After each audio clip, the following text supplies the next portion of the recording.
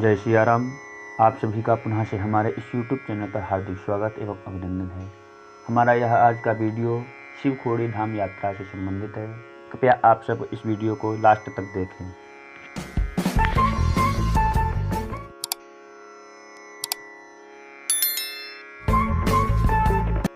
मित्रों, कटरा से शिवखोड़ी धाम की यात्रा प्रारंभ होती है।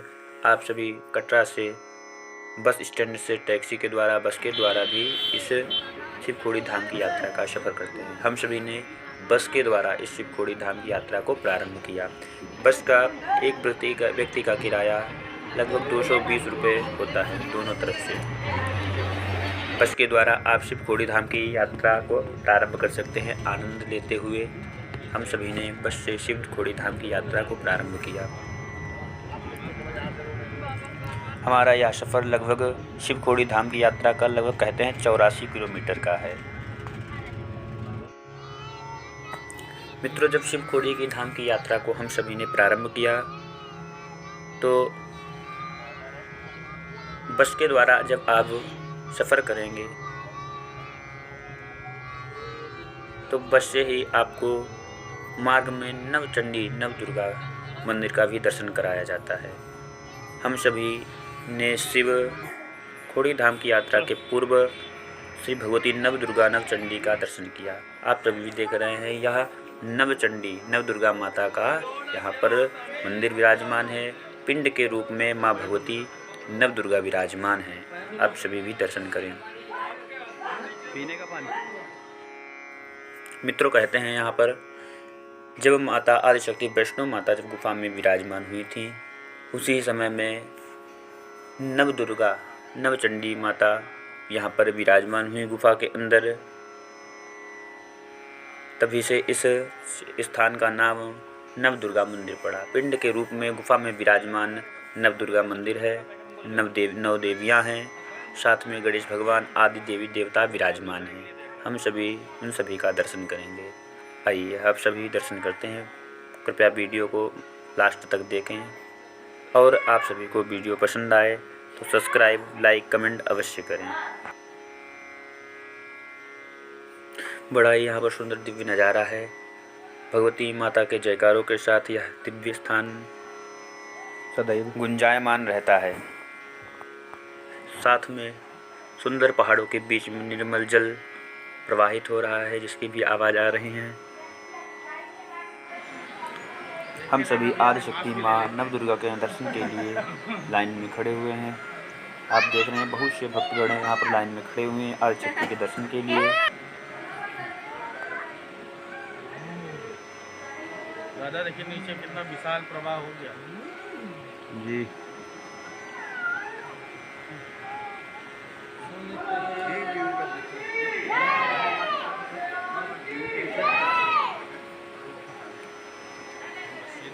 नीचे से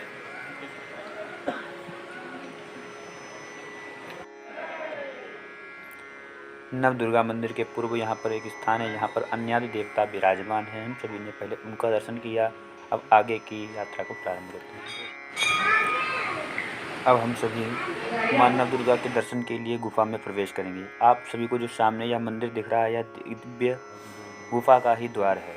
यहाँ सभी भक्तगण गुफा में प्रवेश कर रहे हैं। हम सब गुफा में प्रवेश करने के पश्चात ही माँ नवदुर्गा का दर्शन करेंगे। यहाँ पर पिंडी रूप के विराजमान भगवती आदिशक्ति परम्बा माँ नवदुर्गा है, जिन्हें हम नवरात्र में पूजन करते हैं। यहाँ पर वही नवदुर्गा माता भगवती विराजमान है।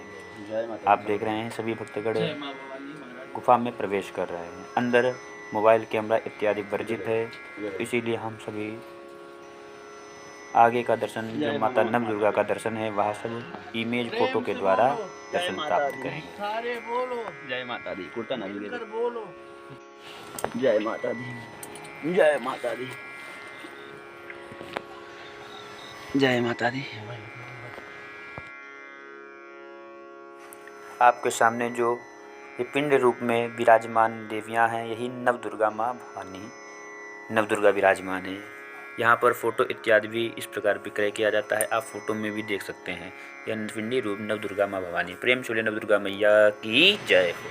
अब हम सभी पुनः मंदिर में दर्शन करने के पश्चात अपनी बस की ओर प्रस्थान कर चुके हैं। बस में बैठने के पश्चात हम पुनः अपनी यात्रा को प्रारंभ करेंगे।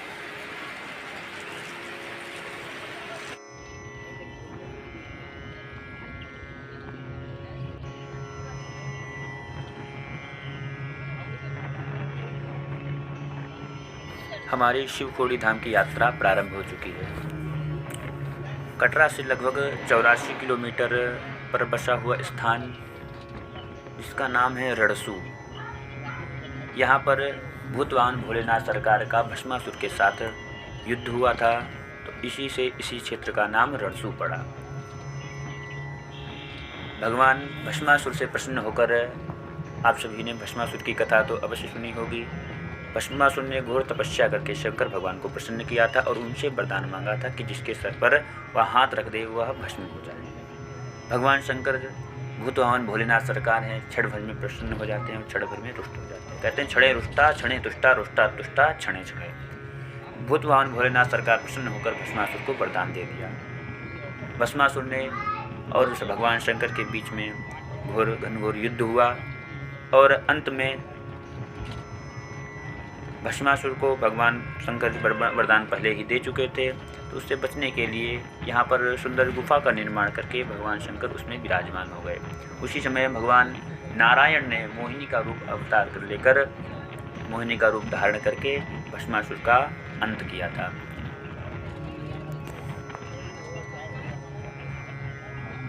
कहते हैं रणसू क्षेत्र में बनी इस गुफा का नाम शिवखोड़ी है। शिवखोड़ी इसलिए है क्योंकि यहाँ के क्षेत्रीय भाषा गुफा को खोड़ी कहते हैं और यहाँ पर शंकर जी विराजमान है, इसलिए शिवखोड़ी कहते हैं। इस गुफा में भगवान शंकर माता पार्वती के सहित विराजमान हैं। भगवान गणेश जी, शिव पंचायतन, नंदीश्वर महाराज, नागराज, 5 पांडव, सप्तर्षि, श्री सीताराम सरकार, अन्य हमारे जो भी देवता हैं सभी इस गुफा में विराजमान हैं। जहाँ पर भगवान शंकर का शिवलिंग स्थापित है, शिव जी विराजमान हैं। शिव जी के ठीक ऊपर वहाँ से गंगा जल हमेशा टपकता रहता है, भगवान शंकर का अभिषेक होता रहता है। कहते हैं कुछ समय पहले यहाँ से दूध टपकता था, पर अब वहाँ से पत्थरों का निर्मल गंगा जल वहाँ से टपकता रहता है। इस गुफा का अंत आज तक कोई नहीं पाया। कहते हैं जो पांडव थे वहाँ यहीं से भगवान शंकर का दर्शन करके शिवखोड़ी गुफा से ही स्वर्गारोहण किया था। यहाँ पर स्वर्ग को जाने वाली सीढ़ियाँ बनी हुई हैं जिनका अंत आज तक कोई नहीं पाया है। कहते हैं यहाँ शिवखोड़ी गुफा से ही इसका दूसरा द्वार अमरनाथ गुफा की ओर खुलता है। कहते हैं इस शिवखोड़ी गुफा के दर्शन करने के पश्चात भक्त को शीघ्र ही अमरनाथ गुफा का दर्शन प्राप्त होता है। भगवान शिव की विशेष कृपा प्राप्त होती है। यहाँ पर भक्त अनेक कामनाओं से शिवखोड़ी गुफा का दर्शन करते हैं, शिव जी का दर्शन करते हैं, उन सभी की अनेक कामनाएं पूर्ण होती हैं। ऐसा इस अद्भुत गुफा का रहस्य है। आप सभी ने इस शिवखोड़ी धाम की अद्भुत महिमा को श्रवण किया होगा। शिवखोड़ी गुफा के रहस्य के बारे में जानने के लिए आप गूगल इत्यादि पर भी खोज सकते हैं। बहुत सी अनेक कथाएं आपको शिवखोड़ी धाम से संबंधित मिलेंगी।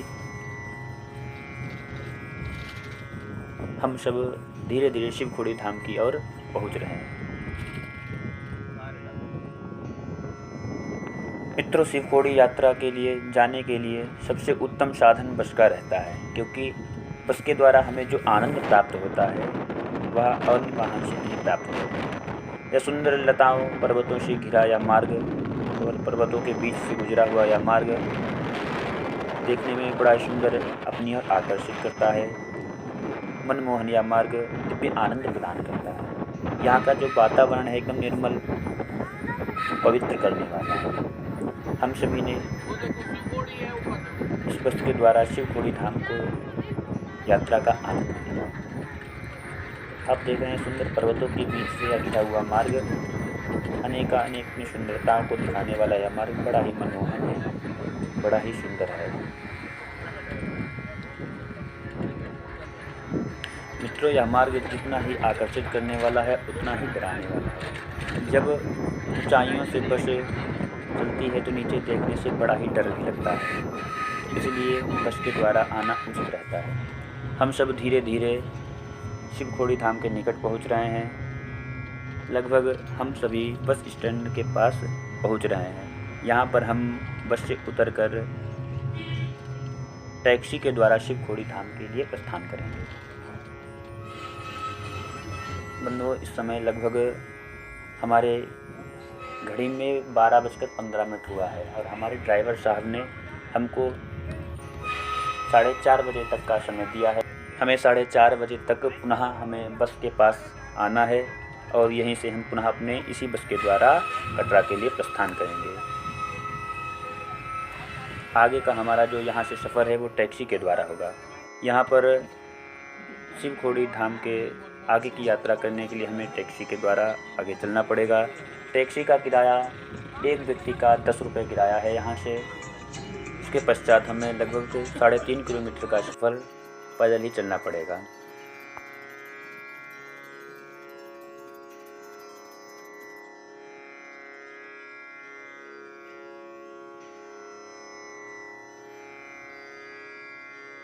हमारा टैक्सी का सफ़र प्रारंभ हो चुका है। हम सभी पुनः टैक्सी के द्वारा शिवखोड़ी धाम के लिए प्रस्थान कर चुके हैं।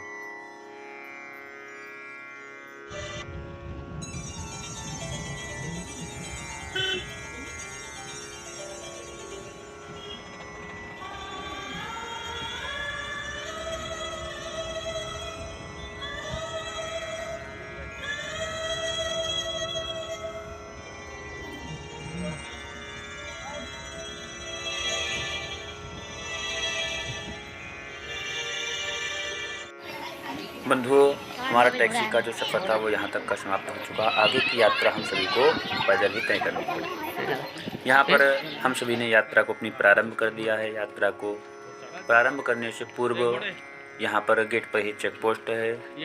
चेक पोस्ट पर आपको अपने सामान की और स्वयं की चेकिंग देनी पड़ती है, चेकिंग करानी पड़ती है। उसके पश्चात यात्रा पर्ची को भी दिखाना पड़ता है।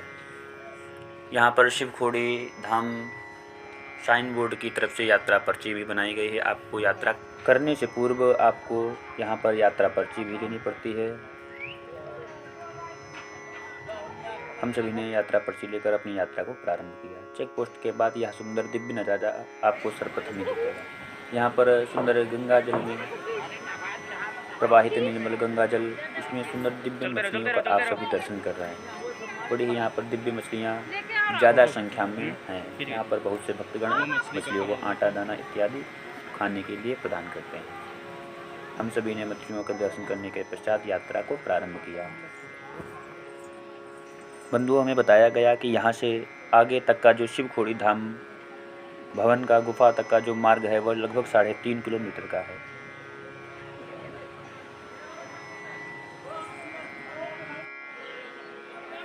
आप यह सुंदर दिव्य नज़ारा देख रहे हैं। सुंदर गंगा जल, स्वच्छ और सुंदर यह जल आपको पूरे मार्ग में इसी प्रकार मिलेगा। मित्रों, जो भक्तगण यहाँ से पैदल का सफ़र नहीं तय कर सकते उनके लिए घोड़ा, खच्चर, पालकी इत्यादि की व्यवस्था है। जो भक्तगण यहाँ से घोड़ा, खच्चर, पालकी इत्यादि लेना चाहते हैं वो भी मिल जाता है। यहाँ से आगे का सफ़र घोड़ा, खच्चर इत्यादि आप पैदल ही सफल तय करना पड़ता है। यात्रा का आनंद लेने के लिए पैदल ही सफ़र तय करना भगवान शिव के द्वारा पैदल ही जाना उचित समझा। हम सभी ने पैदल ही यात्रा को प्रारंभ किया। बोले शंकर भगवान की जय हो, शिवखोड़ी धाम की जय हो।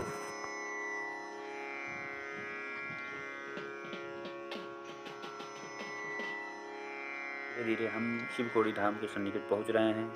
जगह जगह पर आपको इस तरीके के बोर्ड मिलेंगे कि आपको किस सफ़र कितना रह गया है, इस प्रकार इसमें सूचित किया गया है।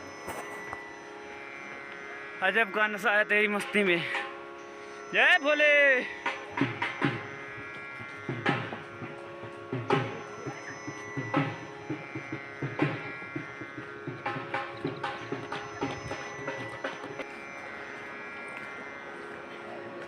क्या रास्ता में जैसे सब्जी नहीं कटाइएगा। 200 रुपये बताइए।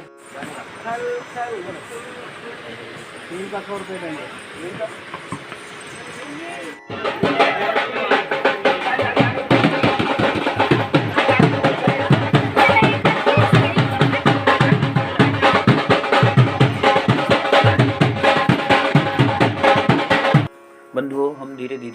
खोड़ी गुफा के करीब पहुंच गए हैं।